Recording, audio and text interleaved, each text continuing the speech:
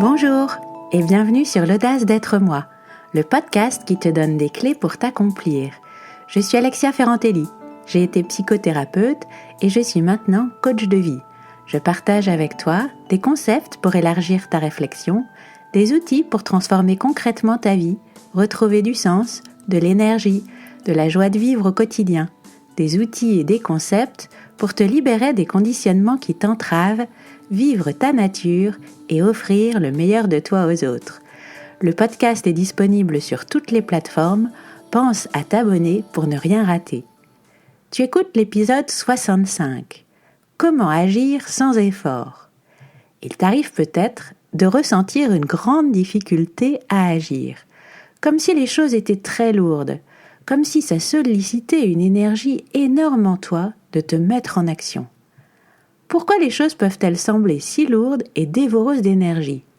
Et comment faire pour agir avec plus de fluidité, de facilité, de créativité et de joie? En fait, tout dépend du moteur de ton action. Quelle part de toi est aux manettes au moment où tu te mobilises pour agir? Si tu ressens une grande difficulté à agir, c'est peut-être parce que tu n'as pas clarifié les raisons pour lesquelles tu agis, que ton action n'est pas la conséquence d'un choix conscient.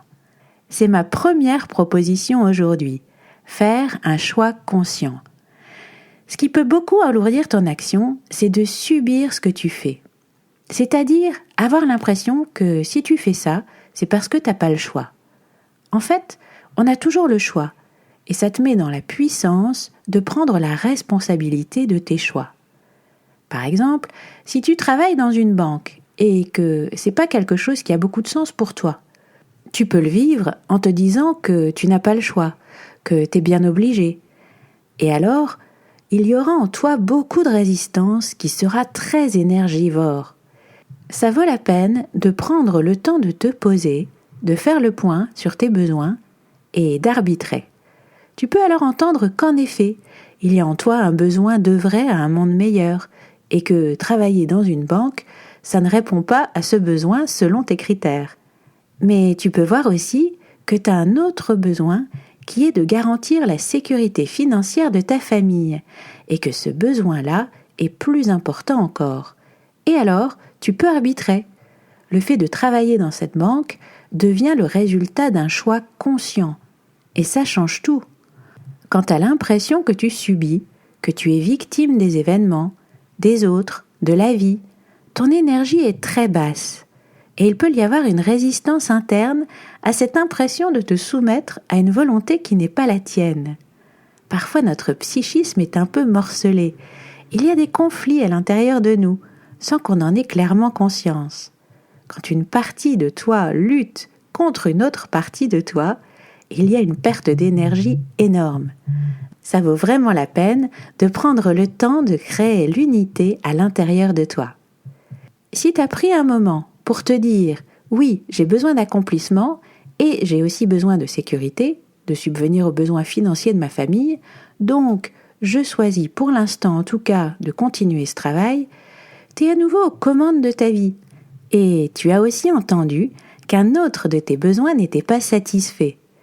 Tu peux décider alors de consacrer 1 heure complète chaque semaine pour explorer ton besoin de participer à la création d'un monde meilleur. Pour ça, tu peux poser les choses par écrit pour avancer, avec des questions comme quels sont les besoins du monde? Quelle est la cause qui me tient particulièrement à cœur?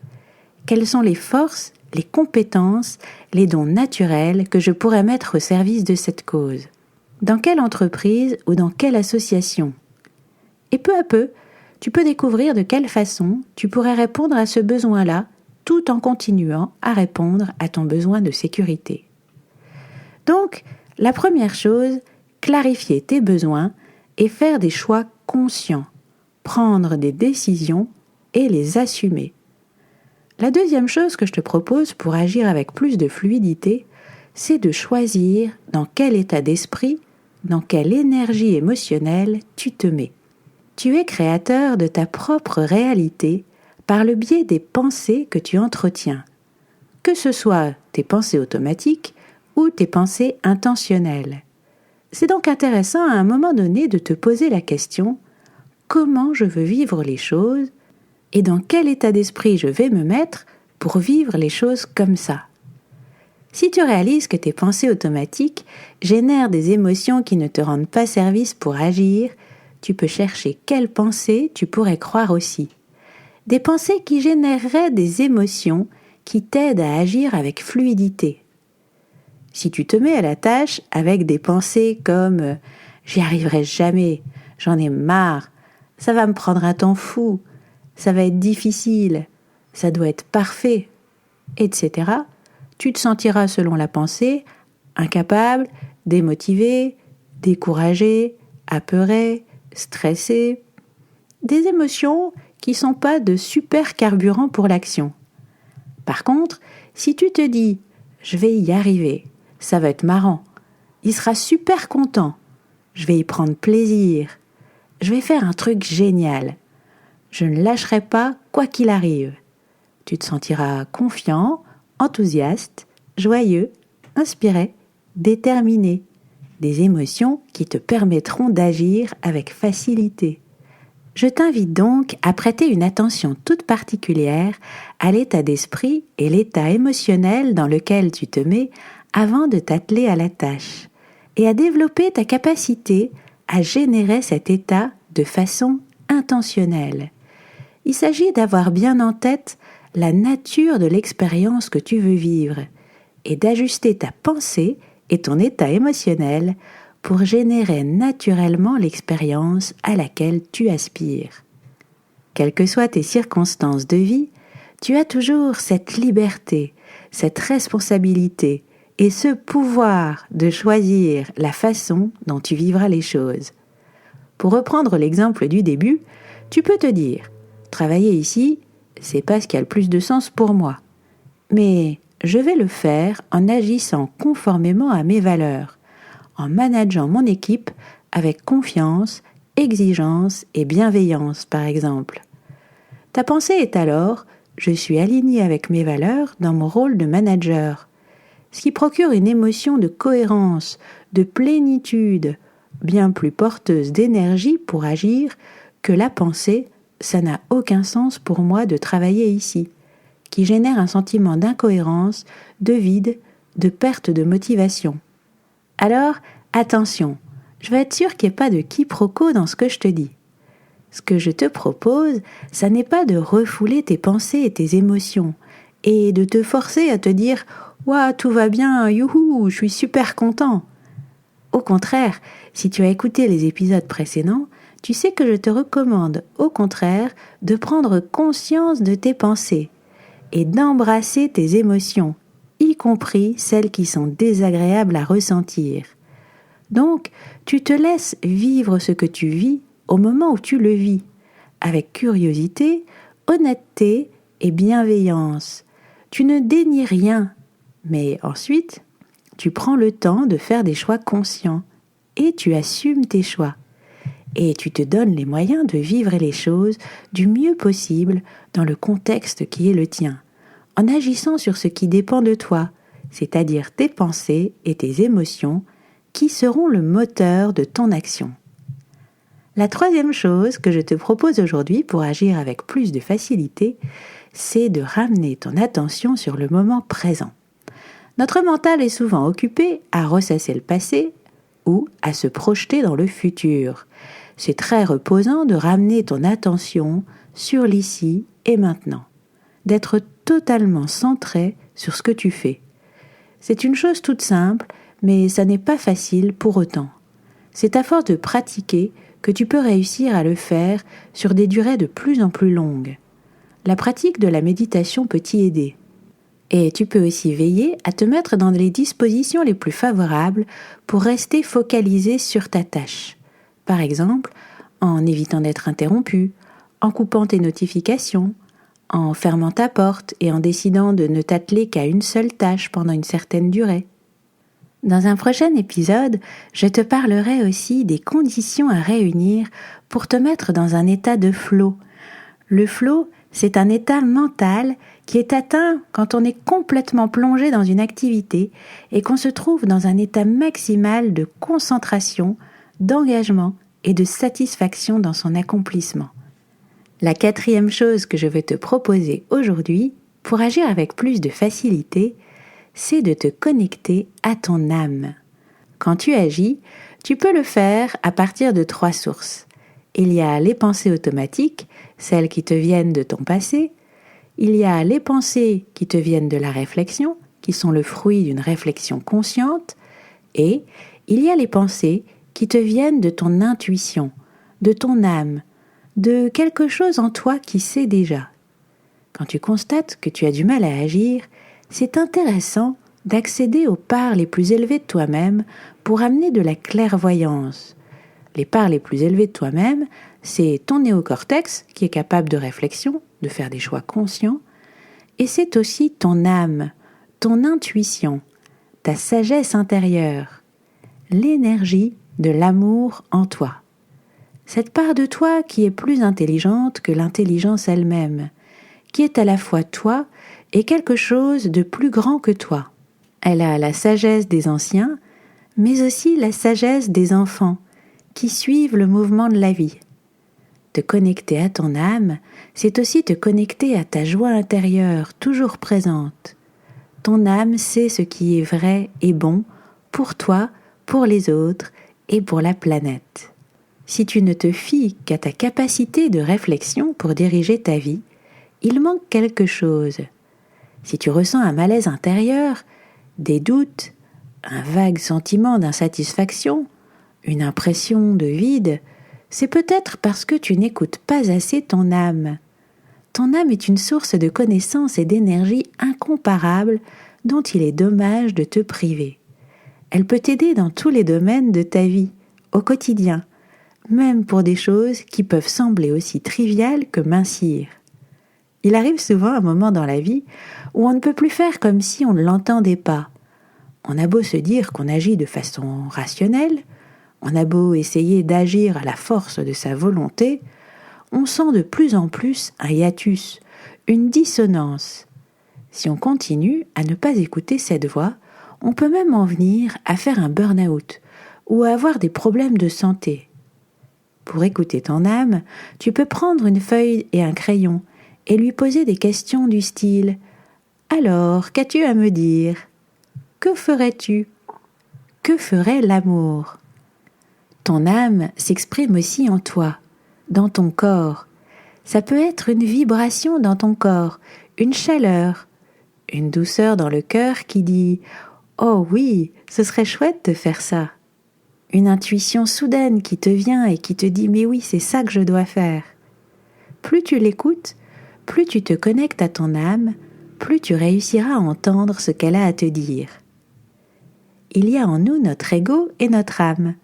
Il faut s'occuper des besoins des deux pour libérer notre énergie d'action. Notre ego nous sert à nous protéger et à nous adapter. Il a besoin de sécurité, de respect, de reconnaissance, de liberté, d'acquérir de nouvelles compétences et de nouvelles connaissances. Il a besoin de réussir. Cet ego, il faut le protéger. S'il est trop sous stress, il va devenir la caricature de lui-même. Il faut aussi le nourrir pour développer ses talents. Et il faut aussi le discipliner pour éviter qu'il prenne toute la place, parce qu'il a cette envie très forte de se faire entendre. Alors si on ne le discipline pas un peu, il nous empêche d'entendre notre âme. Et pour se sentir aligné et pouvoir agir sans effort, il faut prendre le temps aussi de nourrir les besoins de notre âme. Notre société valorise beaucoup l'ego, mais on en souffre parce que la nature, l'amour et la spiritualité nous libèrent des exigences de notre ego. Notre âme a besoin de sens, de silence, d'espace, d'amour, de créativité, d'art et de spiritualité.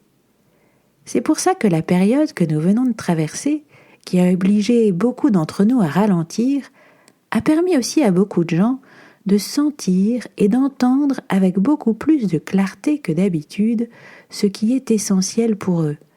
En fait, elle nous a permis d'entendre notre âme.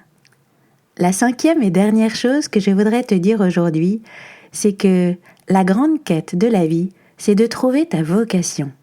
Te relier à toi-même, à ce qui fait sens pour toi, te reconnecter à ta nature instinctive pour trouver quelle est ta place unique dans le monde, ta vocation.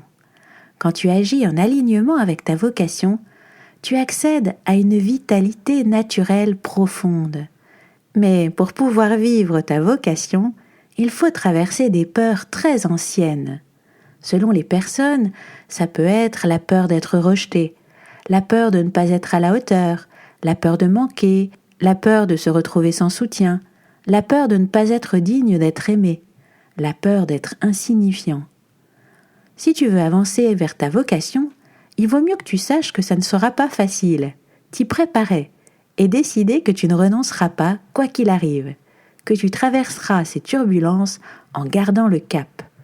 De toute façon, la vie n'est pas faite pour être facile, et ne pas écouter tes aspirations profondes, ça crée aussi des ressentis douloureux.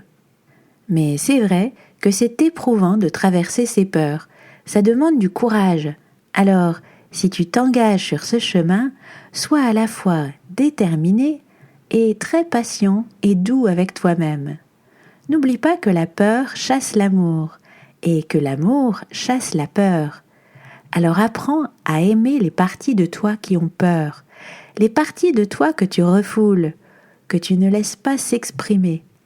Embrasse pleinement tout ce que tu es pour parvenir à la plénitude de ta vraie nature. Et pour ça, sois prêt à faire des efforts. Ne pense pas que ça se passera comme par magie. Pendant des années, mon activité professionnelle m'amenait à passer une grande partie de mes journées à des tâches administratives, alors que c'était une chose que je détestais faire et pour laquelle je n'avais aucun talent. Ça puisait une énergie énorme en moi. J'avais développé cette habitude de répondre aux attentes des autres, sans écouter mes propres besoins et aspirations. Je restais à l'abri, en deuxième position, dans l'ombre, dans la sécurité. J'ai eu du mal à prendre ma place, à m'affirmer. Ça me faisait très peur, je préférais ne pas trop me faire remarquer. Et puis, je me suis formée pendant 5 ans pour devenir psychothérapeute. Puis je me suis formée pour devenir coach. Et enfin, j'ai créé le podcast « L'audace d'être moi ». C'est pas par hasard que je l'ai appelé comme ça. Ça a été une chose très difficile à faire pour moi. Ça a été très éprouvant parce que j'osais m'affirmer, faire entendre ma voix, ce que je m'étais jusque-là très peu autorisée à faire. Ça m'a aussi obligée à dépasser ma paresse, mon envie de confort, pour apprendre à apprécier l'effort, à embrasser l'inconfort. Alors oui, ça a été très difficile, et ça l'est toujours régulièrement, avec une petite voix qui me dit parfois « Non mais pour qui tu te prends ?» ou « C'est trop difficile, t'auras jamais l'énergie ». Mais ça a été en même temps, et ça l'est de plus en plus, une source de joie énorme, parce que ça correspond à ma vocation, et que ça me permet d'utiliser des dons naturels comme ma voix, dont beaucoup d'entre vous me disent qu'elle a des vertus thérapeutiques, qu'elle les apaise, ce dont je n'avais absolument pas conscience.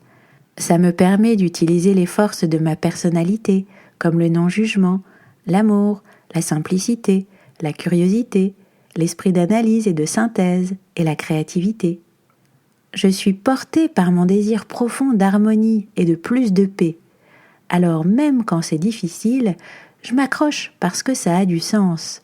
J'apporte beaucoup plus de choses aux autres maintenant que je me suis autorisée à aller vers ce qui me plaît que quand je me contraignais à faire des choses qui ne me correspondaient pas et pour lesquelles je n'avais pas de talent. Ça répond à ma vocation, qui est de participer à créer plus d'amour, de paix et de bonheur dans le monde.